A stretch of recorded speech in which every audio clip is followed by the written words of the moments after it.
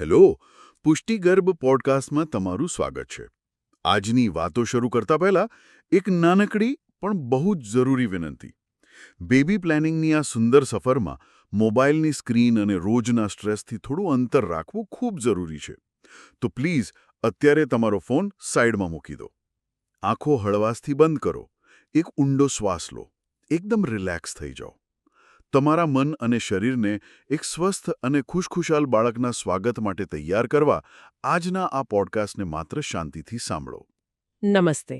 આજના એકદમ શાંત અને સુંદર સેશનમાં આપ સૌનું હૃદયથી સ્વાગત છે. આપણે જ્યારે બેબી પ્લાનિંગની વાત કરીએ છીએ ને હા, ત્યારે એક બહુ મોટો પ્રશ્ન થાય છે. મોટાભાગે લોકો બેબી પ્લાનિંગમાં શું ભૂલ કરતા હોય છે?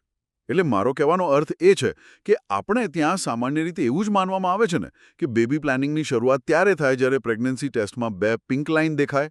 હા, બિલકુલ. અને આ ખરેખર બહુ જ મોટો અને કદાચ સૌથી સામાન્ય ભ્રમ છે, જેને તોડવું આજના સમયમાં ખૂબ જરૂરી છે. રાઈટ.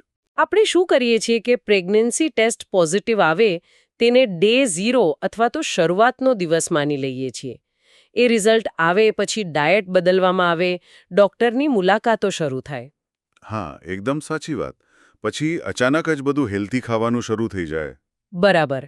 પરંતુ આપણું પ્રાચીન વિજ્ઞાન અને ખાસ કરીને આયુર્વેદ આ પ્રક્રિયાને એકદમ અલગ નજરથી જુએ છે. આયુર્વેદમાં આ પ્રેગ્નન્સી પહેલાના સમયગાળાને અને તેની જે પાયાની તૈયારી છે તેને બીજ સંસ્કાર તરીકે ઓળખવામાં આવે છે. બીજ સંસ્કાર. આ શબ્દ સાંભળવામાં જ કંઈક બહુ પવિત્ર અને ઊંડો લાગે છે. હા, કારણ કે આ શબ્દ જ પોતાનામાં ખૂબ જ ઊંડો અર્થ ધરાવે છે. તમે જુઓ, બીજ એટલે કે નિર્માણનું મૂળ, જેને આપણે આધુનિક વિજ્ઞાનની ભાષામાં સ્પર્મ અને એગ કહીએ છીએ. બરાબર. અને સંસ્કાર એટલે કે તેને શુદ્ધ કરવું, તેને શ્રેષ્ઠ બનાવવું અને તેમાં યોગ્ય ગુણોનું સિંચન કરવું. અચ્છા. એટલે આપણે સામાન્ય રીતે સંસ્કાર શબ્દનો ઉપયોગ બાળકના જન્મ પછી તેના ઉછેર માટે કરતા હોઈએ છીએ. પણ અહીં તો જન્મ પહેલા અને એ પણ ગર્ભ રહેતા પહેલા જ સંસ્કાર આપવાની વાત છે. એકદમ સાચું. આને સમજવા માટે આપણે એક બહુ જ સરળ ખેડૂતનું ઉદાહરણ લઈએ. હા, ચોક્કસ. તમે જુઓ, કોઈ સારો ખેડૂત હોય એ સારો પાક લેવા માટે ક્યારેય સીધું બીજ નથી વાવતો. પહેલા તો એ જમીન તૈયાર કરે ને. બિલકુલ. એ પહેલા જમીન ખેડે છે, તેને ફળદ્રુપ બનાવે છે, ખાતર નાખે છે અને પછી માર્કેટમાંથી એકદમ બેસ્ટ ક્વોલિટીનું બીજ પસંદ કરીને લાવે છે. રાઈટ. આ તો આપણે જ્યારે ઘર બનાવીએ છીએ તેના જેવું જ થયું ને. જ્યારે ઘર બનાવવું હોય ત્યારે આપણે પાયો સૌથી મજબૂત રાખીએ છીએ. તો એક નવા જીવના સર્જન માટે આ પાયાની તૈયારી કેમ ન ભૂલવી જોઈએ? સાચી વાત છે. અને જો આપણે આ જ વસ્તુને આજના મોડર્ન સમય પ્રમાણે એટલે કે ટેકનોલોજીના યુગમાં સમજવી હોય ને, તો આને આપણે સોફ્ટવેર અને હાર્ડવેરના ઉદાહરણથી બહુ સારી રીતે સમજી શકીએ. ઓહ, સોફ્ટવેર અને હાર્ડવેર. આ થોડું નવું છે. આ કઈ રીતે? નવું સુપર કમ્પ્યુટર અથવા અત્યાધુનિક સ્માર્ટફોન બનાવવાનો છે. હવે પ્રેગ્નન્સીના જે 9 મહિના છે ને, તે એ ડિવાઇસનું હાર્ડવેર બનવાની પ્રક્રિયા છે. અચ્છા.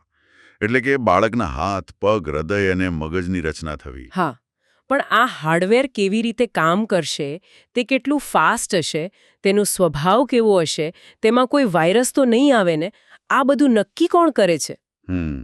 બટ ઓબ્વિયસ છે, તેનું સોફ્ટવેર. બિલકુલ. અને કોઈ પણ ડિવાઇસ બનતા પહેલા તેનું સોફ્ટવેર લખવામાં આવે છે, તેનું કોડિંગ થાય છે. બસ આ બીજ સંસ્કાર એ બીજું કશું જ નથી, પણ નવા આવનારા જીવ માટેનું સોફ્ટવેર કોડિંગ છે, જે પ્રેગ્નન્સીના 3 મહિના પહેલા જ લખાઈ જાય છે. વાહ. આ સોફ્ટવેર કોડિંગવાળી વાતથી આખો કોન્સેપ્ટ એકદમ મગજમાં ક્લિયર થઈ ગયો. જો કોડિંગમાં જ ભૂલ હશે તો પછી ગમે તેટલું મજબૂત હાર્ડવેર બનાવી લઈએ, સિસ્ટમ ક્યારે બરાબર કામ નહીં કરે. એકદમ સચોટ વાત. પણ અહીં મને એક મોટો પ્રશ્ન એ થાય છે કે આ પાયાની તૈયારી કે આ કોડિંગ માટે બરાબર 3 મહિના પહેલાનો જ સમય કેમ? 90 દિવસ જ કેમ? આ બહુ જ વ્યાજબી સવાલ છે. એટલે કે કોઈ કપલ એવું વિચારી શકે કે અમે તો છેલ્લા 1 મહિનાથી બહુ જ હેલ્ધી લાઇફસ્ટાઇલ ફોલો કરીએ છીએ, ફાસ્ટ ફૂડ બંધ કરી દીધું છે, તો શું તે પૂરતું નથી? આ 3 મહિના પાછળનું સાયન્સ શું છે? જુઓ, આની પાછળ એક ખૂબ જ પાવરફુલ અને સચોટ સેલ્યુલર સાયન્સ રહેલું છે. આપણું માનવ શરીર એટલું અદ્ભુત છે કે તે એક ચોક્કસ બાયોલોજીકલ ક્લોક પ્રમાણે જ કામ કરે છે. ઓકે.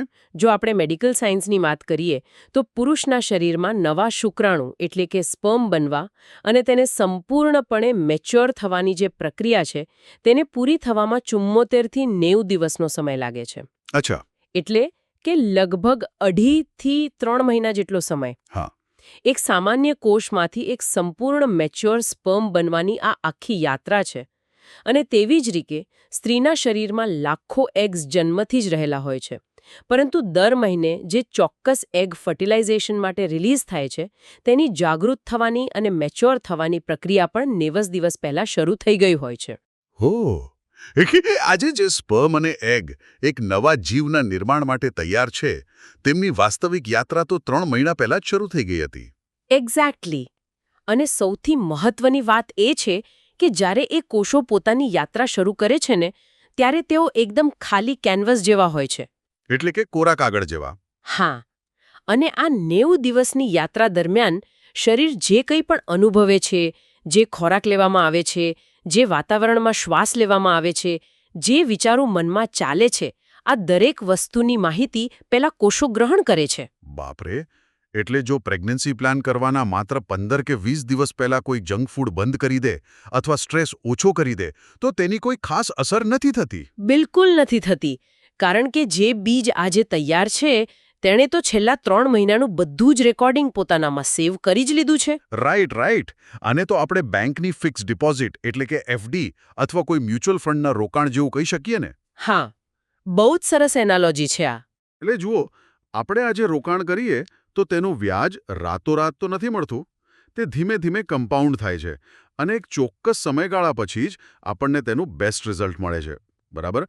એવી જ રીતે આજે શરૂ કરેલી આ હેલ્ધી લાઇફસ્ટાઇલનું સર્વશ્રેષ્ઠ પરિણામ બરાબર 3 મહિના પછી બીજની ક્વોલિટીમાં જોવા મળશે. એકદમ સાચું.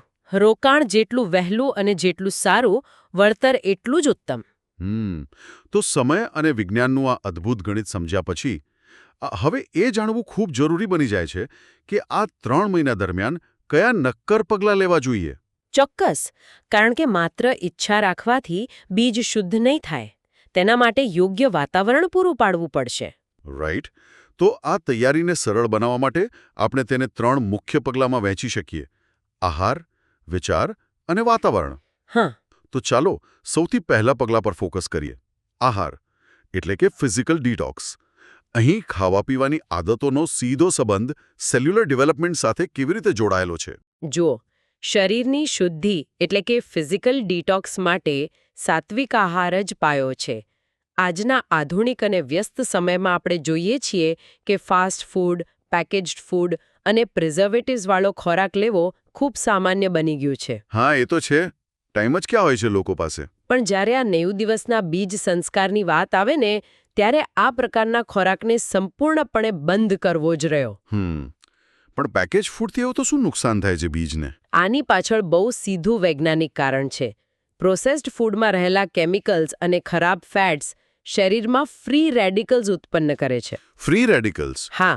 આ ફ્રી રેડિકલ્સ એટલે એક પ્રકારનો સેલ્યુલર કચરો જે સીધો જ સ્પર્મ અને એગના ડીએનએને ડેમેજ કરી શકે છે. ઓહ, એટલે કે પેકેટમાં બંધ અને મહિનાઓથી સ્ટોર કરેલા ખોરાકમાં કોઈ પ્રાણ કે જીવંત ઉર્જા હોતી જ નથી. બિલકુલ નથી હોતી. અને એક નવા જીવનું સર્જન કરવા માટે સૌથી વધુ જરૂર એ જ જીવંત ઉર્જાની હોય છે. એક્ઝેક્ટલી. તો આના વિકલ્પમાં એવો કયો ખોરાક છે જે આ સેલ્યુલર ડેમેજને અટકાવી શકે અને બીજને જીવંત કરી શકે? પ્રકૃતિએ આપણને જે ખોરાક સીધો આપ્યો છે, જેમાં સૂર્યની ઊર્જા છે, તે જ સાચો વિકલ્પ છે. જેમ કે તાજા ફળો, લીલા શાકભાજી, ડ્રાય ફ્રૂટ્સ. અને ખાસ કરીને એક વસ્તુ જેને આયુર્વેદમાં અમૃત સમાન ગણવામાં આવે છે, તે છે ગાયનું ચોખ્ખું ઘી. અચ્છા. પણ મારે અહીં જ તમને અટકાવીને એક સવાલ પૂછવો છે. હા, ચોક્કસ પૂછો. આપણે બધા જાણીએ છીએ કે આયુર્વેદમાં ગાયના ઘીનું ખૂબ મહત્વ છે. પણ આજના મોડર્ન ડાયટિશિયન્સ તો ઘી ખાવાની ના પાડે છે ને. ફેટ વધી જાય કે વજન વધી જાય એવું કહે છે. તો બીજ સંસ્કારમાં ઘીને આટલું બધું પ્રાધાન્ય કેમ આપવામાં આવ્યું છે? હા, આ એક બહુ સામાન્ય ગેરસમજ છે, પણ આની પાછળનું મિકેનિઝમ ખૂબ જ રસપ્રદ છે. તમે જુઓ, આપણું શરીર અબજો કોષો એટલે કે સેલ્સનું બનેલું છે. રાઈટ. અને દરેક કોષની બહાર એક રક્ષણાત્મક દિવાલ હોય છે જેને આપણે સેલ મેમ્બ્રેન કહીએ છીએ. આ મેમ્બ્રેન લિપિડ્સ એટલે કે એક પ્રકારના ફેટ ચરબીથી બનેલી હોય છે. અચ્છા. કોષોને મજબૂત બનવા માટે આ લિપિડ લેયર બહુ જ સ્ટ્રોંગ હોવું જોઈએ. ગાયનું ચોખ્ખું ઘી એ શુદ્ધ અને અત્યંત ગુણકારી લિપિડ્સનો દુનિયાનો સૌથી શ્રેષ્ઠ સ્તોત્ર છે. ઓહ, એટલે ઘી સીધું એ દિવાલને મજબૂત કરે છે. બિલકુલ. તે માત્ર પાચન જ નથી સુધારતું, પણ તે સીધું જ સેલ મેમ્બ્રેન સુધી પહોંચીને બીજના કોષોને અતૂટ શક્તિ આપે છે. અને બીજું કે વિટામિન એ, ડી અને ઈ જેવા મહત્વના વિટામિન્સ માત્ર ફેટમાં જ ઓગળી શકે છે. Fat soluble vitamins. રાઈટ. તો ઘી આ વિટામિન્સને શરીરના ખૂણે ખૂણે પહોંચાડવા માટે એક વાહન તરીકે કામ કરે છે. આ ખરેખર આંખો ખોલી નાખે તેવી વાત છે. એટલે રોજબરોજ જે ભોજન લેવામાં આવે છે તે માત્ર પેટ ભરવા માટે કે જીભના સ્વાદ માટે નથી. જરાય નહીં. જ્યારે કોઈ કપલ બેબી પ્લાનિંગ ફેઝમાં હોય ત્યારે એમણે એ યાદ રાખવું બહુ જરૂરી છે કે તેમનો આજનો દરેક કોળિયો ભવિષ્યમાં આવનારા બાળકના અસ્તિત્વનું રો મટીરિયલ એટલે કે કાચો માલ છે. એ જ ખોરાકમાંથી ભવિષ્યના બાળકના હાડકાં, તેની આંખો અને તેનું હૃદય બનવાનું છે. સાવ સાચી વાત. આ ઊંડી સમજણે જ કોઈપણ વ્યક્તિને જંક ફૂડ ખાતા પહેલા 100 વાર વિચારવા મજબૂર કરી શકે છે. હા, કારણ કે તમે તમારા બાળકને શું આપી રહ્યા છો એનો સીધો આધાર તમારા ખોરાક પર છે. તો આહારની વાત તો થઈ ગઈ, પણ હવે આવે છે બીજું અને કદાચ સૌથી અઘરું પગલું. હા, મેન્ટલ ડિટોક્સ. એક્ઝેક્ટલી. પોઝિટિવ વિચારો અને મેડિટેશન, જેને આપણે મેન્ટલ ડિટોક્સ કહીશું. મારે અહીં થોડું પ્રેક્ટિકલ બનીને એક સવાલ પૂછવો છે. જી. આજના આ કોમ્પિટિટિવ જમાનામાં જ્યાં ઓફિસની ડેડલાઇન હોય, ટ્રાફિક હોય, આર્થિક જવાબદારીઓ હોય, ત્યાં સ્ટ્રેસ લેવો એ ખૂબ જ સામાન્ય બાબત બની ગઈ છે. મને થોડી શંકા જાય છે કે શું આ રોજબરોજનો થોડો ઘણો સ્ટ્રેસ ખરેખર બેબી પ્લાનિંગ પર કોઈ મોટી અસર કરી શકે ખરો? હા, આ શંકા થવી બહુ જ સ્વાભાવિક છે, પરંતુ આધુનિક વિજ્ઞાન અને એપિજેનેટિક્સનો અભ્યાસ આનો સીધો અને સ્પષ્ટ જવાબ આપે છે. હા, સ્ટ્રેસની ભયંકર અને સીધી અસર પડે છે. ખરેખર? એટલી બધી? બિલકુલ. ચાલો આને આપણે એકદમ સાયન્ટિફિક રીતે સમજીએ. જ્યારે કોઈ વ્યક્તિ સતત ટેન્શનમાં રહે છે, ત્યારે તેના મગજમાંથી કોર્ટિસોલ નામનો સ્ટ્રેસ હોર્મોન રિલીઝ થાય છે. અચ્છા. હવે માનવ ઉત્ક્રાંતિ પ્રમાણે જોઈએ ને તો આ કોર્ટિસોલનું કામ શરીરને ફાઇટ ઓર ફ્લાઇટ એટલે કે લડો અથવા ભાગોની સ્થિતિ માટે તૈયાર કરવાનું છે. જ્યારે શરીરમાં કોર્ટિસોલનું પ્રમાણ વધે છે ત્યારે મગજને એવો સિગ્નલ મળે છે કે અત્યારે કોઈ મોટી ઇમરજન્સી છે, અત્યારે જીવ બચાવવો સૌથી જરૂરી છે. બાપરે. અને જ્યારે શરીર ઇમરજન્સી મોડમાં હોય ત્યારે તે નવો જીવ ઉત્પન્ન કરવાનો તો વિચારી જ ન શકે, બરાબર ને? એક્ઝેક્ટલી. આ જ સૌથી મોટો મુદ્દો છે. ઇમરજન્સી મોડમાં શરીર પોતાનું બધું જ રક્ત પરિભ્રમણ એટલે કે બ્લડ ફ્લો પ્રજનન અંગોથી હટાવીને હાથ અને પગના સ્નાયુઓ તરફ ધકેલી દે છે. એટલે પેલું ભાગવા માટે કે લડવા માટે તાકાત જોઈતી હોય એટલે. હા. હવે આનો સીધો અર્થ એ થયો કે પ્રજનન અંગોને જ્યાં પેલું બીજ તૈયાર થઈ રહ્યું છે ત્યાં પૂરતું પોષણ અને ઓક્સિજન પહોંચતો જ નથી, અને આના કારણે ફર્ટિલિટીને સીધું નુકસાન પહોંચે છે અને બીજની ક્વોલિટી એકદમ નબળી પડે છે. એટલે કે માનવ શરીર જાતે જ પ્રેગ્નન્સીની વિરુદ્ધ કામ કરવા લાગે છે કારણ કે તેને લાગે છે કે વાતાવરણ અત્યારે સુરક્ષિત નથી. બિલકુલ સાચું. પણ આ તો બહુ મોટો પડકાર કહેવાય, કારણ કે આજના સમયમાં સ્ટ્રેસને સાવ ઝીરો કરી દેવો તો અશક્ય છે. તો પછી આનો ઉકેલ શું છે? શું માત્ર 10 મિનિટનું મેડિટેશન આખો દિવસ લીધેલા સ્ટ્રેસને કાઉન્ટર કરી શકે? બહુ જ સરસ પ્રશ્ન છે આ. જુઓ, સ્ટ્રેસને ઝીરો ભલે ન કરી શકાય, પણ શરીરના એ કેમિકલ રિસ્પોન્સને બદલી ચોક્કસ શકાય છે. અચ્છા. અને અહીં જ મેડિટેશનનું સાયન્સ કામ કરે છે. રોજ માત્ર 10 થી 15 મિનિટ આંખો બંધ કરીને ઊંડા શ્વાસ લેવાથી અને મનને શાંત કરવાથી શરીરમાં પેલા કોર્ટિસોલનું લેવલ તીવ્રતાથી ઘટે છે. રાઈટ. પેન્સ, સેરોટોનિન અને ડોપામાઇનનું ઉત્પાદન વધે છે. અને તમને જાણીને આશ્ચર્ય થશે કે એપિજેનેટિક્સ એવું સાબિત કરે છે કે આ હેપી હોર્મોન્સ બીજના ડીએનએમાં રહેલા અમુક સારા જીન્સને ઓન કરી શકે છે. એક મિનિટ. આનો અર્થ એવો થયો કે મેડિટેશન માત્ર મનને શાંત કરવા પૂરતું સીમિત નથી, પણ તે એક પ્રકારનું કેમિકલ સિગ્નલિંગ છે? હા, બિલકુલ. એટલે કે બાળક હજુ ગર્ભમાં આવ્યો પણ નથી, છતાં મેડિટેશન દ્વારા તેના મગજના વિકાસ અને તેના ભાવિ સ્વભાવનું કોડિંગ અત્યારથી જ થઈ રહ્યું છે? એકદમ સાચું સમજ્યા તમે. વાહ! જો રોજ માત્ર 10 મિનિટ આંખો બંધ કરીને ઊંડા શ્વાસ લેવાથી આવનારી પેઢીનું આખું બાયોલોજીકલ ભવિષ્ય બદલાઈ શકતું હોય, તો આનાથી શ્રેષ્ઠ રોકાણ બીજું કોઈ હોઈ જ ન શકે. બિલકુલ. અને આ જ વાત આપણને આપણા ત્રીજા અને સૌથી સંવેદનશીલ પગલા તરફ લઈ જાય છે. Emotional detox. હા, ઇમોશનલ ડિટોક્સ એટલે કે પતિ-પત્ની વચ્ચેનો સંબંધ અને ઘરનું વાતાવરણ. આ મુદ્દો કદાચ સૌથી વધુ અવગણવામાં આવતો મુદ્દો છે. હા, બહુ જ. મોટાભાગે બેબી પ્લાનિંગને માત્ર એક બાયોલોજીકલ કે મેડિકલ પ્રક્રિયા જ માની લેવામાં આવે છે. કેલેન્ડર પર દિવસો ગણવામાં આવે, ટાઈમટેબલ બનાવવામાં આવે, પણ વાસ્તવમાં એક નવા જીવનું આગમન એ માત્ર શારીરિક પ્રક્રિયા નથી ને. એ તો બે આત્માઓના પ્રેમ અને જોડાણનું સર્જન છે. 100% સાચી વાત છે. તમે જુઓ, જ્યારે બે વ્યક્તિઓ વચ્ચે પ્રેમ, આદર, સ્વીકૃતિ અને સુરક્ષાની ભાવના હોય છે ને, ત્યારે તેમના શરીરમાં ઉત્પન્ન થતા બીજની ઊર્જા જ એકદમ અલગ હોય છે. રાઈટ. આ 3 મહિનાના સમયગાળા દરમિયાન ઘરમાં એકદમ શાંતિ અને હકારાત્મક વાતાવરણ હોવું જોઈએ. ઓફિસનો ગુસ્સો કે નાની નાની ઘરગથ્થુ વાતોમાં થતો કકડાટ અને ઘર્ષણ બને ત્યાં સુધી ટાળવું જોઈએ. કારણ કે ઇમોશન્સની પણ એક ફ્રીક્વન્સી હોય છે, એક વાઇબ્રેશન હોય છે. હા, મેં હાર્ટ રેટ વેરિએબિલિટી વિશે ક્યાંક વાંચ્યું છે. જ્યારે કપલ એકબીજા સાથે સારા મૂડમાં હોય, ત્યારે તેમના હૃદયના ધબકારાની રિધમ પણ એકબીજા સાથે સિંક થવા લાગે છે. તો શું એ ડર, ગુસ્સા કે ખુશીના વાઇબ્રેશન પણ સેલ્યુલર લેવલ પર ટ્રાન્સફર થાય છે? કમનસીબે, હા. જો ઘરમાં સતત ડર, અસલામતી કે ગુસ્સાનું વાતાવરણ હોય, તો એ નકારાત્મક ઉર્જા બીજના ડેવલપમેન્ટમાં પણ નોંધાય છે. અને એટલે જ એ ખાસ સમજવા જેવી બાબત છે કે જેવું વાતાવરણ ઘરમાં હશે, આવનારા બાળકનો પાયાનો સ્વભાવ તેવો જ બનશે. એટલે ગુસ્સો હોય તો બાળક ચીડિયું બની શકે? બિલકુલ. અને તેનાથી વિપરીત, જો કપલ એકબીજા સાથે હસતા રમતા હોય, એકબીજાને પૂરો સપોર્ટ કરતા હોય, ઘરમાં શાંત સંગીત વાગતું હોય, તો એ ખુશી અને સલામતીના વાતાવરણમાં તૈયાર થયેલું બીજ જ્યારે બાળકમાં પરિવર્તિત થશે, ત્યારે તે બાળક જન્મથી જ એકદમ શાંત, સુરક્ષિત અનુભવ કરનારું અને ખુશમિજાજ હશે. અરે વાહ! આ બધી જ વાતો સાંભળીને આખી પ્રક્રિયાનું એક બહુ જ સુંદર ચિત્ર મનમાં સ્પષ્ટ થઈ જાય છે. શારીરિક ડિટોક્સ માટે સાત્વિક આહાર અને ગાયનું ઘી, માનસિક ડિટોક્સ માટે મેડિટેશન દ્વારા કોર્ટિસોલને હરાવી હેપી હોર્મોન્સ વધારવા અને ઇમોશનલ ડિટોક્સ માટે ઘરમાં એકદમ પ્રેમભર્યું અને સુરક્ષિત વાતાવરણ બનાવવું. એકદમ પરફેક્ટ સમરી કરી તમે. આ 3 પગલાઓનો સંગમ એટલે જ સંપૂર્ણ બીજ સંસ્કાર. જો આ આખી વૈજ્ઞાનિક અને આયુર્વેદિક ચર્ચાનું કોઈ એક જ લાઇનમાં તારણ કાઢવું હોય, તો કહી શકાય કે સ્ટ્રોંગ બીજ ઇક્વલ ટુ સ્ટ્રોંગ બાળક. એકદમ સચોટ તારણ. આ જ આખી પ્રક્રિયાનો નિષ્કર્ષ છે. જો બીજું કંઈ પણ ન થઈ શકે ને, તો પણ કમસે કમ આ 90 દિવસ પોતાના માટે અને પોતાના આવનારા બાળકના ભવિષ્ય માટે અચૂક ફાળવવા જોઈએ. રાઈટ. આ કોઈ મેડિકલ ટ્રીટમેન્ટ કે દવાનો કોર્સ નથી. આ તો એક જીવન જીવવાની સુંદર કળા છે.